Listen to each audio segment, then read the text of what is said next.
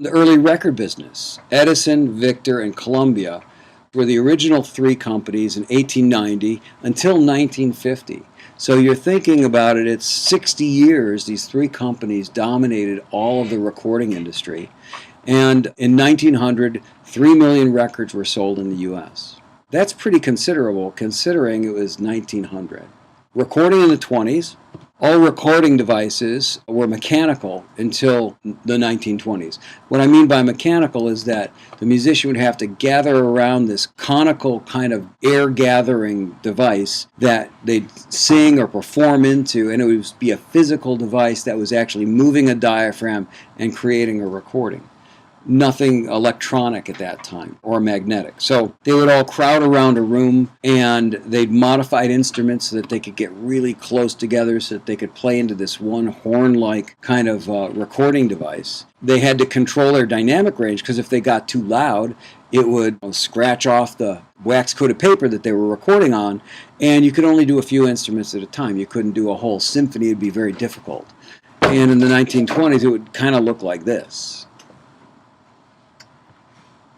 The business boomed until the late 20s, then started to decline due to the Depression, and radio actually had an impact on buying recordings because if people could turn on the radio, this is the same argument people had when streaming came around. Well, if you could stream, then why buy music? You could just turn it on and hear it anytime you want. So why even own it? There was excessive competition at that time because people realized that this was something that you could actually make money in, and there were 150 record companies making records and competing with each other. Pretty exciting time for the recording industry. The origins of magnetic recording go back to the early 1900s again. Danish inventor created the first recording device that used a wire and was used in recording studios. In 1920, innovation came along. In 1924, Western Electric, which was a part of AT&T, experimented with electronic amplifiers. They originally invented the radio, and instead of straight air vibrations, they could record onto a cylinder or a platter.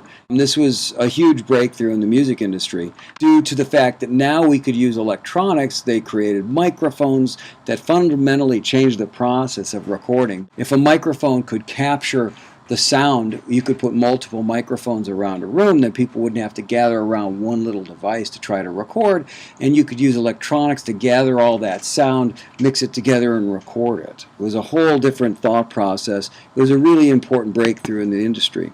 Most of the audio developments were developed because of film. Film was in its infancy as well, and the film people usually thought that if you had great audio, instead of having a piano player playing to silent films, if they could develop audio with the visual, that would create a huge boom in people going to see entertainment and movies.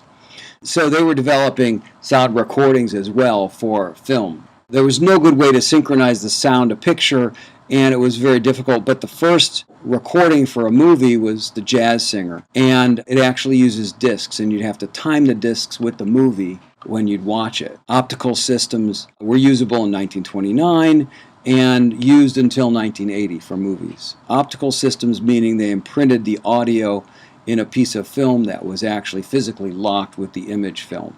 In the 80s, I used to work in film, and we had these mag machines. They were huge machines that had this huge reel of film with sprockets on the side, and one was an audio machine, one was a film machine, and you'd actually, if it was not synchronized when you're watching it back, you'd actually move a sprocket and go, no, 3 sprockets back or 3 sprockets forward. And it was a physical synchronization device. Later, of course, technology got to the point where they could control the drive mechanisms of these machines and synchronize them, but at that time, that was the best way to do it. So sales of recording equipment to the film industry kept the technology alive, and the first recording sold to consumers was Fantasia, which was a Disney film, actually.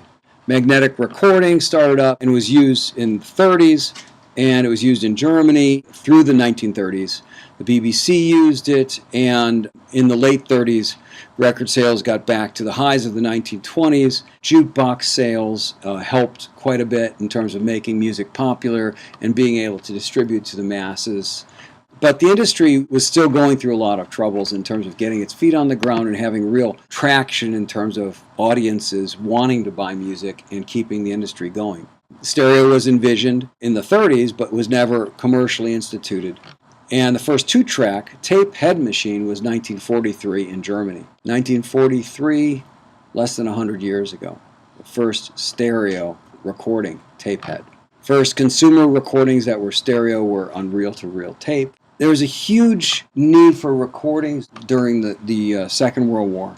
And one of the things that was really important is on the front, the war front, they could go ahead and have recordings.